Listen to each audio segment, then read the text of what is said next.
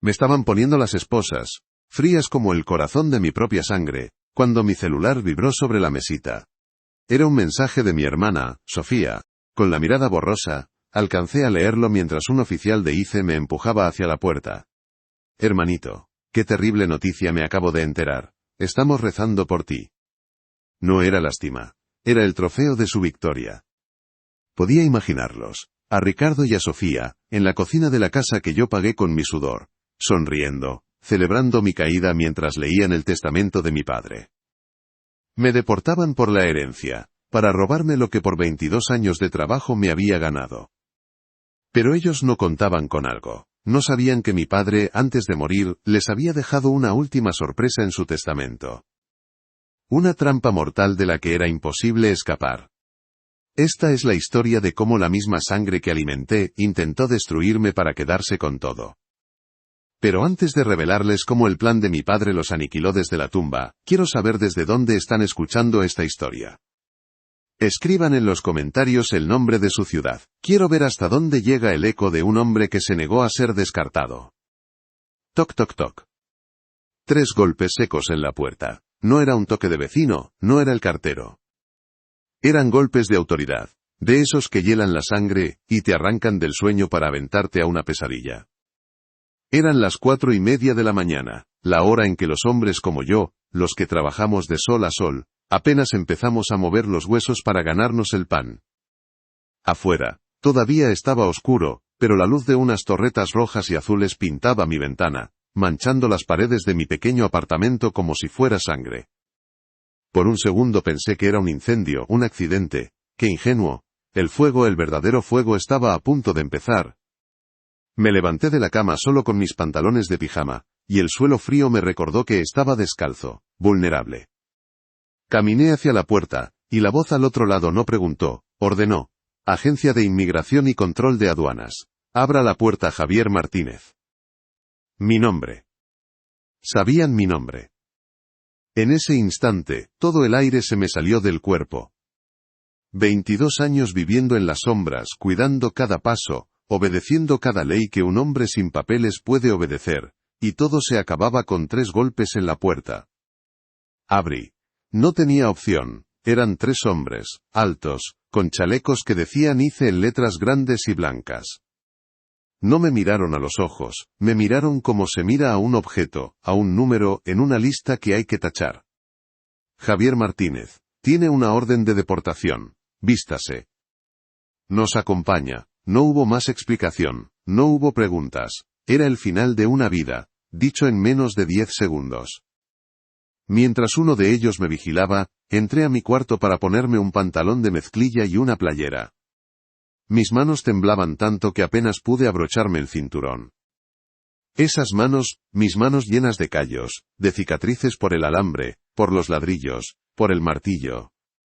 Las manos que habían construido pedazos de este país, ahora no me servían ni para vestirme. Fue entonces cuando lo vi. Mi celular sobre la mesita de noche vibró. Una luz verde parpadeó. Un mensaje de WhatsApp. Antes de que el oficial pudiera detenerme, lo tomé.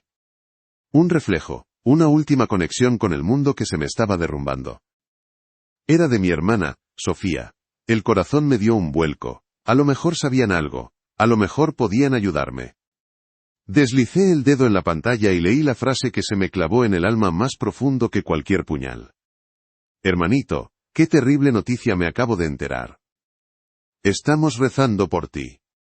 El aire volvió a faltarme, pero esta vez por una razón diferente. El shock se convirtió en una claridad tan fría y tan filosa como el acero. Me acabo de enterar. Una mentira.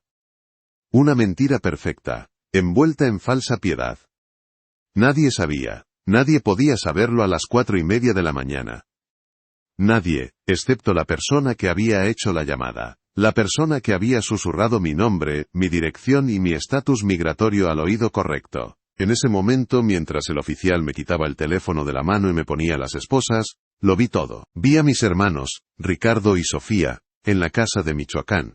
Esa casa que yo remodelé con mis remesas, la casa donde mi padre había muerto hacía apenas 2 meses sin que yo pudiera despedirme. Los vi brindando con un café quizás, felices. El estorbo, el hermano mojado que siempre les recordaba su dependencia, por fin estaba fuera del camino. La herencia de mi padre, las tierras por las que yo había sudado sangre para mantener, ahora eran solo para ellos. Camina, me dijo el oficial. Y caminé. Con las muñecas unidas por el metal frío, miré por última vez mi apartamento. El lugar donde por 22 años había guardado mi soledad y mis sueños. Ya no era mío.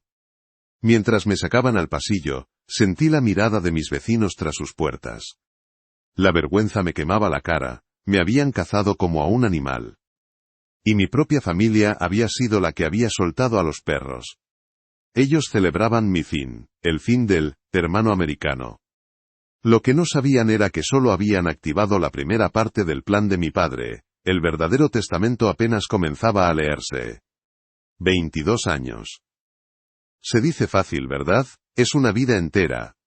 Es tiempo suficiente para ver a un niño convertirse en hombre, para ver un árbol crecer y dar sombra. Para mí, fueron 80.000 horas de mi vida cambiadas por dólares que olían a sudor, a cemento y a soledad. 80.000 horas lejos de mi tierra, lejos de mi gente. Lejos de mi padre, todo por ellos, todo para que a Ricardo, a Sofía y a mis padres no les faltara nada. Yo crucé la frontera cuando apenas tenía 20 años. Era un muchacho flaco, con más sueños que músculos, pero con una promesa clavada en el pecho: sacar a mi familia adelante. Mi padre don Antonio, ya empezaba a sufrir de sus pulmones, el trabajo en el campo lo había desgastado. Mi hermano Ricardo el mayor, siempre decía que lo suyo no era el trabajo físico, que él tenía mente para los negocios, aunque nunca concretara ninguno. Y mi hermana Sofía, bueno, Sofía se casó joven y su marido no era precisamente el más trabajador del pueblo.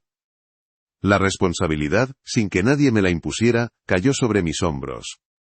O más bien, yo me la eché con acento agudo encima con gusto. Porque así somos, ¿no? Nos enseñan que la familia es primero. Y yo me lo creía a rajatabla. Mis primeros años en Estados Unidos fueron un infierno. Vivía con otros 6 hombres en un cuartito donde apenas cabíamos. Comíamos frijoles con arroz un día sí, y el otro también.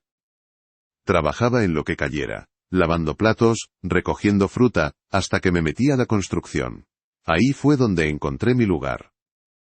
El trabajo era brutal, bajo el sol que quema en verano y el frío que cala los huesos en invierno. Pero la paga era mejor. Y cada viernes, sin falta, mi primer viaje no era a la cantina ni a la tienda, era a la oficina de envíos. Enviaba la mitad de mi cheque, a veces más. Religiosamente.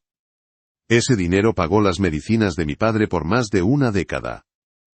Pagó la universidad de mis sobrinos, los hijos de Sofía, que ahora son profesionistas, y probablemente ni se acuerdan de quién les compró sus libros. Ese dinero pagó la ampliación de la casa familiar. Yo mismo mandé los planos que dibujaba en las noches. Y pagó las deudas de Ricardo, una y otra vez, cada vez que uno de sus grandes negocios fracasaba. Yo era su red de seguridad, su banco personal, su hermano el millonario de Estados Unidos. Ellos no veían mis manos rajadas por el cemento. No veían mis botas de trabajo, esas que yo remendaba con cinta adhesiva para que me duraran un año más.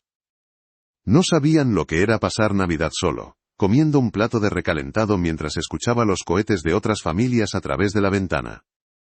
No tenían idea de lo que era sentir un dolor de muela y aguantárselo por semanas por miedo a pagar un dentista. Para ellos el dinero simplemente aparecía en su cuenta de banco. Era fácil. Era mi obligación.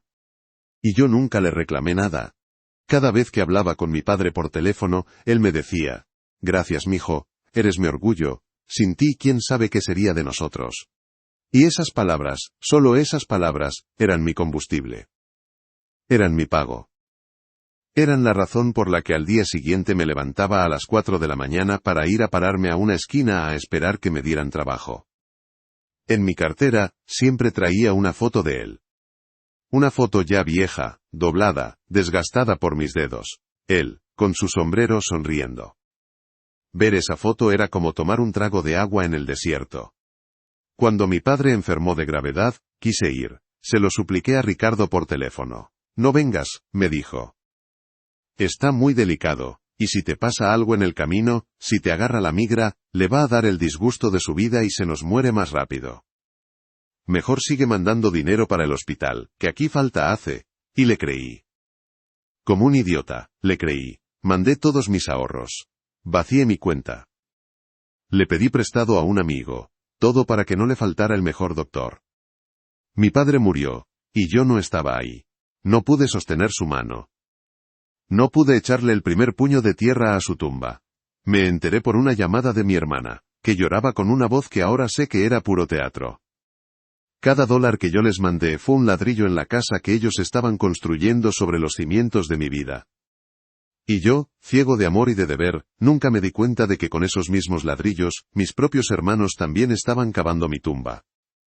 Después de la muerte de mi padre, un silencio extraño se instaló en nuestras llamadas. Al principio, yo lo atribuía al luto. Pensaba que cada quien estaba lidiando con el dolor a su manera. Yo lo sentía como un hueco frío en el pecho, una culpa que me carcomía por no haber estado allí. Ellos, en cambio, parecían más preocupados por los papeles, por el qué va a pasar ahora. La niebla del dolor se fue disipando, y empecé a ver pequeñas cosas, detalles venenosos que antes, cegado por la confianza, había ignorado por completo. La primera señal fue con Ricardo. Lo llamé una semana después del entierro para preguntarle cómo estaba mi mamá para saber si necesitaba algo. Su voz era distante, casi administrativa. Ella está bien, me dijo, pero ahora tenemos que ver lo del testamento. El notario dice que tenemos que juntarnos todos. Hizo una pausa, y luego soltó la pregunta como si fuera casualidad. Oye Javier, ¿y tú? ¿Cómo andas de papeles por allá? ¿Todo en orden? Nunca en 22 años me había preguntado eso. Nunca. Le dije que seguía igual, que tenía mi permiso de trabajo pero no la residencia. Ah, ok, dijo, y cambió el tema rápidamente. Esa noche no pude dormir. La pregunta se me quedó rebotando en la cabeza. ¿Por qué le importaba eso ahora? Unos días después, HABLE con acento agudo con Sofía. Intenté recordar a nuestro padre, contarle una anécdota de cuando éramos niños. Ella me cortó en seco. Ay Javier, no empecemos con eso que me pongo triste, dijo con una voz que no tenía nada de tristeza, y sí mucho de impaciencia. Mejor dime, vas a seguir mandando dinero como siempre, ¿verdad? Porque ahora con mi papá muerto, los gastos de la casa van a ser más, y mi mamá no puede sola. Me quedé helado. Ni siquiera había pasado el novenario de mi padre y ya me estaban preguntando por el dinero. Sentí como si me hubieran echado un balde de agua sucia. Le dije que claro, que no se preocupara. Pero algo dentro de mí se rompió. Por primera vez no sentí el deber, sentí el abuso. La gota que derramó el vaso fue la más sutil, pero la más cruel. Mi madre, que siempre me pedía la bendición al final de cada llamada, empezó a sonar rara. Hablaba poco, como si alguien estuviera a su lado escuchando. Un día, le pregunté directamente, «Mamá, ¿pasa algo? Te siento extraña». Hubo un silencio largo, y escuché la voz de Ricardo de fondo, «¿Qué te está diciendo?». Mi madre titubeó y luego dijo, «No, mijo, nada». Es que andamos muy ocupados con los preparativos para leer el testamento. Ya sabes, tus hermanos dicen que eso es lo más importante ahora, para que cada quien tenga lo suyo. ¿Lo que cada quien tenga lo suyo? ¿Acaso no habíamos sido una sola familia por 22 años gracias a mi dinero? ¿Acaso no era todo de todos? Las conversaciones se volvieron más cortas.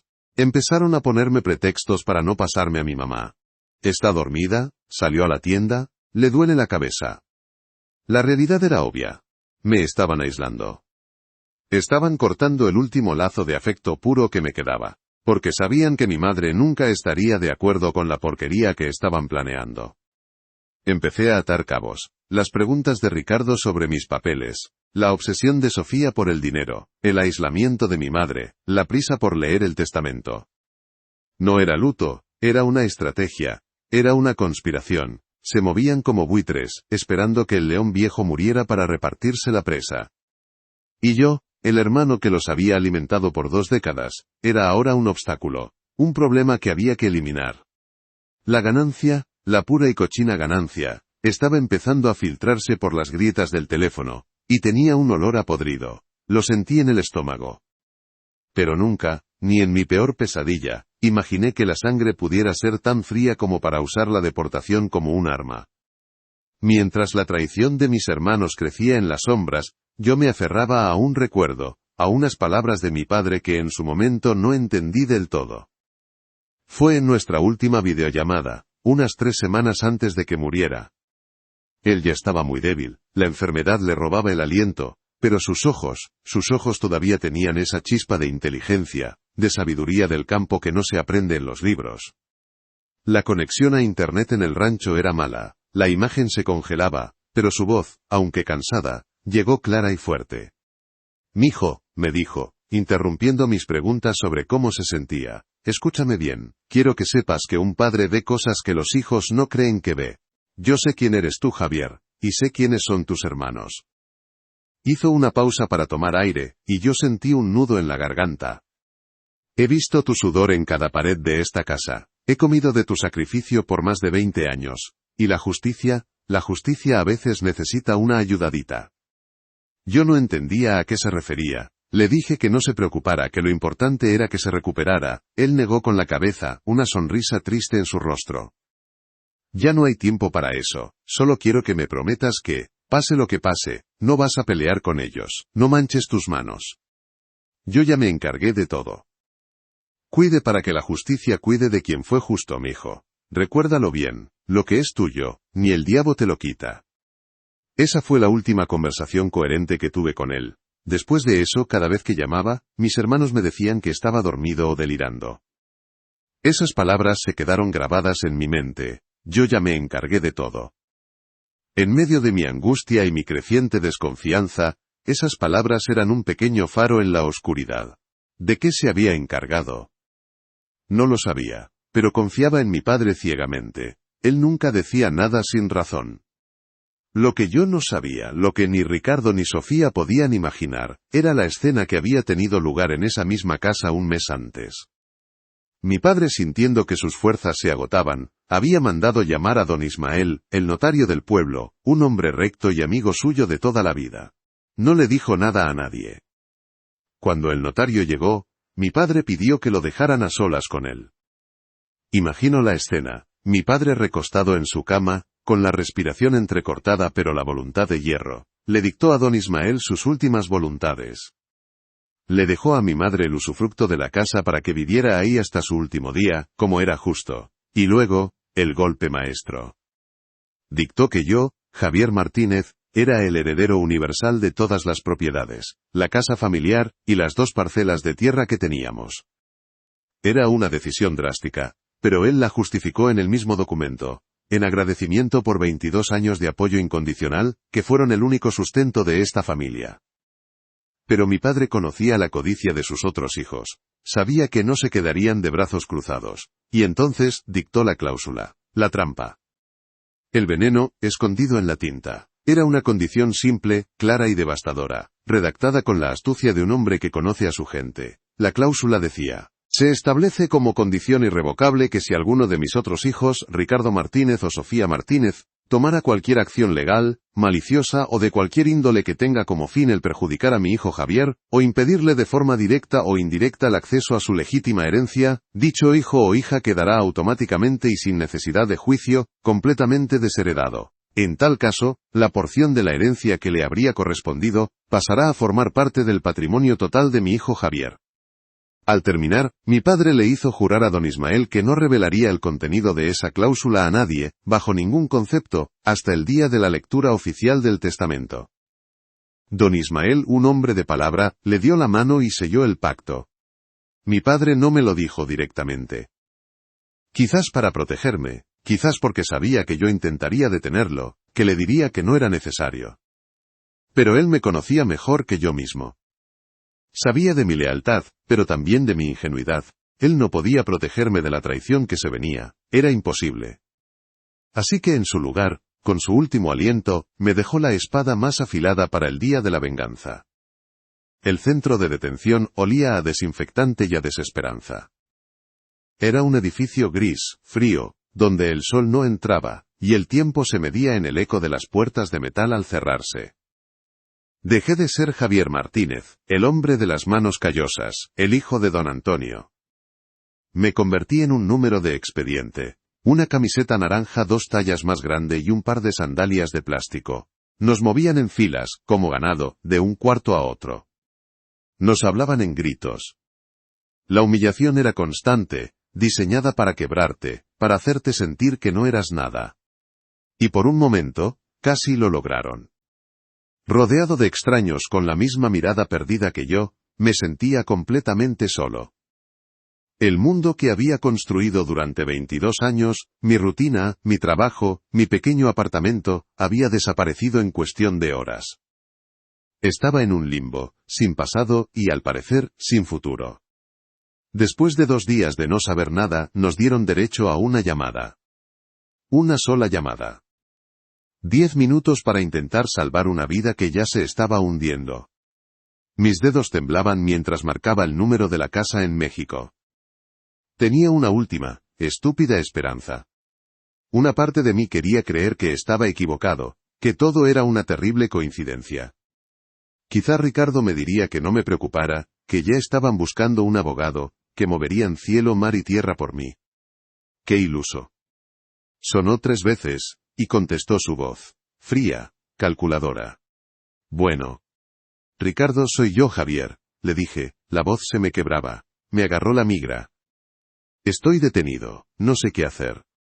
Hubo un silencio al otro lado de la línea. No fue un silencio de sorpresa, fue un silencio de confirmación. Un silencio de bien, el plan funcionó. Vaya, qué mala suerte, hermano, dijo finalmente. Su tono era tan falso que me revolvió el estómago. ¿Y qué piensas hacer? No lo sé, le grité, desesperado. Necesito ayuda, un abogado, dinero, algo. ¿Cómo está mi mamá? Ya le dijeron. A mamá no la mortifiques con tus problemas, respondió cortante. Y pues de dinero, acá las cosas no están fáciles, tú sabes. Además, con eso de la lectura del testamento, todo está congelado. Ahí estaba, el testamento. El motivo de todo. Ricardo, por favor, le supliqué, tragándome el orgullo y la rabia. La herencia no me importa ahora. Necesito salir de aquí, es mi vida. Y entonces, él soltó el veneno. Su voz bajó, se volvió un susurro cruel y definitivo. Pues yo creo que sí debería importarte, Javier. Porque es lo último que vas a oler de esta familia. Olvídate de México, olvídate de la herencia. ¿Cómo piensas venir a reclamar algo? Ocúpate de tus asuntos allá. Aquí nosotros nos hacemos cargo de todo, como siempre debió ser. Colgó, no me dio tiempo a responder. Me quedé con el teléfono en la mano, escuchando el tono de línea cortada. Era el sonido del final. El sonido de la traición confirmada. Me había desheredado en vida. Me había sentenciado. Caí de rodillas en el suelo sucio de esa cabina telefónica, y por primera vez en muchos años, lloré de rabia, de impotencia, de dolor por haber sido tan ciego. Mientras yo estaba encerrado en ese infierno gris, me los imaginaba a ellos en Michoacán. Los veía sentados en el portal de la casa, tomando café y pan dulce, sintiéndose los nuevos dueños de todo. Le contarían a los vecinos su versión de la historia. Pobre Javier, se metió en problemas, siempre fue muy descuidado. Nos abandonó, y ahora quién sabe dónde ande. Se pavoneaban, celebrando mi desaparición, repartiéndose mi vida como si fueran buitres sobre un cuerpo todavía tibio. Creían que habían ganado. Creían que el juego había terminado. Pero mientras ellos brindaban por su victoria, el testamento de mi padre, esa bomba de tiempo notariada, esperaba en un sobre lacrado en la oficina de don Ismael. Y ellos en su infinita codicia acababan de encender la mecha. Pasaron 2 semanas en ese infierno, 2 semanas que se sintieron como 2 años. Cada día era igual al anterior, el mismo conteo de cabezas por la mañana, la misma comida sin sabor, la misma mirada vacía en los ojos de los otros detenidos. La desesperanza era un veneno lento que se te metía en los huesos. Ya me habían asignado una fecha de audiencia con un juez de inmigración, una simple formalidad, me dijeron, para firmar mi deportación voluntaria. Me aseguraron que era lo mejor, que si peleaba el caso podría pasar meses o hasta años encerrado. Estaba a punto de rendirme. A punto de firmar ese papel, y dejar que me enviaran de vuelta a un país donde ya no me quedaba nada, excepto 2 hermanos que me odiaban. Pero entonces, recordé las últimas palabras de mi padre: lo que es tuyo ni el diablo te lo quita, y recordé su promesa: yo ya me encargué de todo. ¿Y si no era solo un consuelo? ¿Y si era una instrucción? Decidí hacer una última jugada. En el centro de detención, había un grupo de voluntarios pro bono que ayudaban con los casos de inmigración. Me apunté en la lista, sin mucha fe. Me asignaron a una abogada joven, recién salida de la escuela, pero con fuego en los ojos. Se llamaba Sara. Le conté mi historia. Toda. Los 22 años de trabajo, las remesas, la muerte de mi padre, las llamadas extrañas de mis hermanos, y mi sospecha de que ellos me habían denunciado por la herencia. Ella me escuchaba con una intensidad que nadie me había mostrado en mucho tiempo. Cuando terminé, se quedó en silencio por un minuto. Javier, dijo finalmente. La traición familiar es una de las causas más comunes de denuncias anónimas a ICE. Pero sospecharlo no es suficiente. Sin una prueba, es tu palabra contra la nada. Y en esta corte tu palabra no vale mucho. Sentí que el último rayo de esperanza se apagaba. Fue entonces cuando las palabras de mi padre volvieron a mí como un relámpago. El testamento, le dije. Mi padre mencionó algo sobre el testamento, que se había encargado de todo. Sara levantó una ceja. Un testamento es un documento civil mexicano. Normalmente, no tiene peso en una corte de inmigración estadounidense, a menos que contenga algo extraordinario. Al mismo tiempo, a miles de kilómetros de distancia, en el pequeño pueblo de Michoacán, mis hermanos Ricardo y Sofía caminaban con arrogancia hacia la notaría de don Ismael. Era el gran día. La lectura del testamento.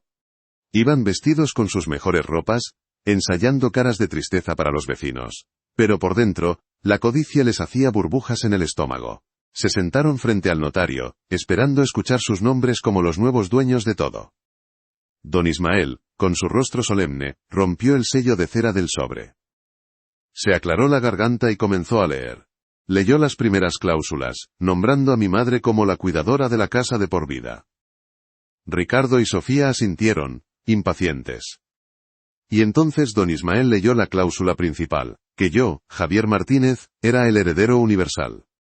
El rostro de mi hermana se desfiguró. Ricardo se puso de pie de un salto. Eso es imposible, es un error. Mi padre no haría eso. Ese ingrato ni siquiera vino al entierro, gritó, fuera de sí. Don Ismael, sin inmutarse, levantó la mano pidiendo silencio. Permítanme terminar, dijo con voz firme. Hay una condición final. Y entonces, leyó la cláusula. La bomba. La trampa mortal de mi padre. Leyó cada palabra lentamente, saboreando la justicia que contenían. Habló de la acción maliciosa, del perjuicio directo o indirecto, y de la consecuencia. La desheredación automática e irrevocable. Cuando terminó, un silencio sepulcral llenó la oficina. Ricardo estaba pálido como un papel. Sofía empezó a temblar. Habían caído en la trampa. Su propia denuncia, el acto que me había puesto en este centro de detención, era la prueba irrefutable de su acción maliciosa.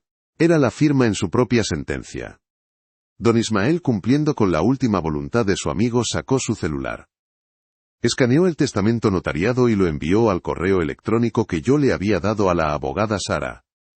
En la sala de visitas del centro de detención, el teléfono de Sara vibró. Abrió el archivo PDF. Sus ojos se abrieron como platos mientras leía.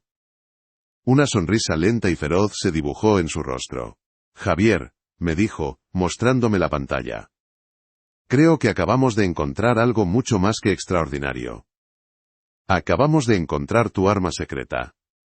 La misma denuncia que mis hermanos usaron para enterrarme se había convertido en la prueba legal que activaba la maldición de mi padre. El juego estaba a punto de cambiar. El día de mi audiencia llegó, pero ya no era una simple formalidad para mi deportación. Era el día del juicio final para mis hermanos. Entré a la sala de la corte con la abogada Sara a mi lado. Ya no me sentía como un número. Me sentía como un hombre que estaba a punto de reclamar su vida. El juez, un hombre de rostro severo, leyó mi caso, listo para dar el martillazo final. Pero Sara se puso de pie. Su señoría, dijo con una voz clara y fuerte que resonó en toda la sala, solicitamos la cancelación de la deportación bajo el estatuto de víctima de un crimen. Tenemos pruebas de que mi cliente fue denunciado a esta agencia como parte de una conspiración criminal para defraudarlo de una herencia en su país de origen. El fiscal de inmigración se rió. ¿Conspiración criminal? Abogada, esto es una corte de inmigración, no el guión de una telenovela. Estoy de acuerdo, respondió Sara sin perder la calma. Por eso hemos traído la evidencia. Proyectó en las pantallas de la corte el testamento de mi padre, traducido oficialmente y apostillado. El silencio se apoderó de la sala mientras el juez leía. Sara guió su atención directamente a la cláusula, la trampa mortal. Como puede ver su señoría, el testamento condiciona la herencia a que ningún hermano tome acciones maliciosas para perjudicar al otro. Y tenemos una declaración jurada del notario público de Michoacán, don Ismael, confirmando la autenticidad del documento y el juramento que le hizo a mi padre. El fiscal seguía escéptico. Eso es un asunto familiar en México, no prueba que ellos hicieron la denuncia aquí. Cierto, dijo Sara, y su sonrisa se afiló, pero esto sí lo prueba. Hizo una señal, y un hombre entró en la sala. Era un investigador privado que Sara había contratado con fondos de su organización. Su señoría, solicitamos permiso para que el señor Daniels presente sus hallazgos. El juez asintió, intrigado. El investigador explicó que, con el poder legal que yo le había otorgado, había solicitado los registros telefónicos de mis hermanos en México, y ahí estaba. En la pantalla para que todos lo vieran, apareció el registro de llamadas de Ricardo. Un día después de la muerte de mi padre, una llamada de 30 minutos a un coyote, conocido en la frontera. Y luego, el día antes de mi detención, una llamada de 15 minutos directamente a la línea de denuncias anónimas de ICE. Era irrefutable. La llamada había salido del teléfono de mi hermano. La corte quedó en un silencio absoluto. El fiscal estaba boquiabierto. El juez se quitó las gafas y me miró por primera vez, no como a un inmigrante ilegal, sino como a una víctima. Mientras tanto, en México, el mundo de Ricardo y Sofía se desmoronaba. La noticia del contenido del testamento corrió como pólvora por el pueblo. Ya no eran los pobres hijos que cuidaban el legado de su padre. Eran los traidores, los Judas que habían vendido a su propio hermano. La gente les daba la espalda en la calle, les negaban el saludo en la iglesia, el repudio social fue inmediato y brutal. Pero la peor parte fue la legal. Con la prueba de la denuncia, don Ismael ejecutó la cláusula de desheredación. De un plumazo, Ricardo y Sofía fueron borrados del testamento. Legalmente, no les correspondía ni un clavo de la casa, ni un terrón de las parcelas. Pero la justicia de mi padre fue aún más poética. En los meses previos Ricardo, sintiéndose ya el dueño de todo, había pedido varios préstamos poniendo las tierras de mi padre como garantía para uno de sus grandes negocios, que por supuesto ya había fracasado. Ahora los cobradores del banco llegaron a su puerta, y como las tierras ya no eran suyas, sino mías, lo que él había hecho era fraude. El banco lo demandó. Sin la herencia, no tenía cómo pagar, tuvieron que vender su propio coche y los muebles de su casa. Sofía, humillada, fue abandonada por su marido, quien no quiso cargar con la vergüenza ni con las deudas. Perdieron su estatus, su dinero y su dignidad. Se quedaron exactamente con lo que merecían, nada. El juez en la Corte de Inmigración dictaminó a mi favor. No solo canceló mi deportación, sino que me otorgó un estatus de protección como víctima de un crimen que se había originado con una manipulación del sistema migratorio. Fui liberado esa misma tarde. Cuando salí por la puerta principal del centro de detención, el sol me dio en la cara por primera vez en semanas. Respiré hondo. Era el aire de la libertad, el aire de la justicia. Mis hermanos habían querido quitarme mi parte de la herencia. Y al final, en un giro del destino orquestado por mi padre desde la tumba, yo me había quedado con la parte de ellos también. Salí de ese lugar con nada más que la ropa que llevaba puesta y un documento que valía más que todo el oro del mundo, mi libertad. Pero ya no era el mismo Javier que había entrado, el hombre ingenuo, el que agachaba la cabeza y ponía a los demás primero, había muerto en esa celda fría. En su lugar, nació un hombre que entendía su propio valor, un hombre que había aprendido de la manera más dura que la lealtad es un tesoro que no se le puede dar a cualquiera, ni siquiera a tu propia sangre. Con mi nuevo estatus legal y la ayuda de la abogada Sara, pude empezar a poner mi vida en orden. Lo primero que hice fue tomar control de mi herencia. A través de un poder notarial, Le di instrucciones a don Ismael en México. Vendí las 2 parcelas de tierra y la casa familiar. No quería quedarme con nada que me recordara la traición. Le di a mi madre el dinero suficiente para que comprara un pequeño departamento en la ciudad, cerca de una prima que sí la quería, lejos de la influencia tóxica de mis hermanos. Ella, con el corazón roto por sus acciones, entendió, fue la última vez que la ayudé. ¿Y Ricardo y Sofía? Nunca más hablé con acento agudo con ellos. Supe por gente del pueblo que su caída fue total. Ahogados en deudas y repudiados por todos, tuvieron que irse del pueblo. La última vez que alguien supo de ellos, estaban trabajando por un sueldo miserable en una maquiladora en la frontera, viviendo juntos en un cuartucho, culpándose el uno al otro por su miseria. La codicia que los unió para traicionarme ahora los mantenía encadenados en su propio infierno. Era la justicia poética de mi padre, cumplida hasta el final. Con el dinero de la herencia, hice lo que siempre había soñado, no me compré lujos ni malgasté el dinero. Fundé mi propia pequeña compañía de construcción, Construcciones Martínez. Empecé con 2 empleados y una camioneta vieja. Puse en mi negocio el mismo sudor y la misma honestidad con la que había trabajado por 22 años para otros. Pero esta vez, era para mí. Para mi futuro. Hoy, 5 años después, tengo a más de 30 hombres trabajando para mí, todos inmigrantes como yo, a quienes les pago un sueldo justo, les ofrezco ayuda legal y los trato con la dignidad que a mí me negaron. Mis manos ya no son solo un mapa de cicatrices de trabajo, ahora son las manos que firman los cheques de pago de otras familias. La foto de mi padre ya no está en mi cartera. Ahora está en un cuadro grande en mi oficina, recordándome cada día que la verdadera fuerza no está en los músculos, sino en la justicia y la preparación. Mi estatus migratorio se consolidó. Con el tiempo, obtuve mi residencia permanente y hace 6 meses juré como ciudadano de este país. El país que construí con mis manos, el país que intentó echarme, y el país que finalmente me reconoció. Mis hermanos intentaron borrar mi futuro. Pero lo único que lograron fue darme el capital y la rabia necesaria para construirlo a mi manera, más grande y más fuerte de lo que nunca imaginé. La justicia puede tardar, pero llega para quien se prepara. Si esta historia te dio fuerzas, comenta, justicia, aquí abajo, y compártela con alguien que necesite recordar que tiene el poder de defenderse. Inscríbete para más relatos donde el bien, con astucia y coraje, siempre triunfa al final.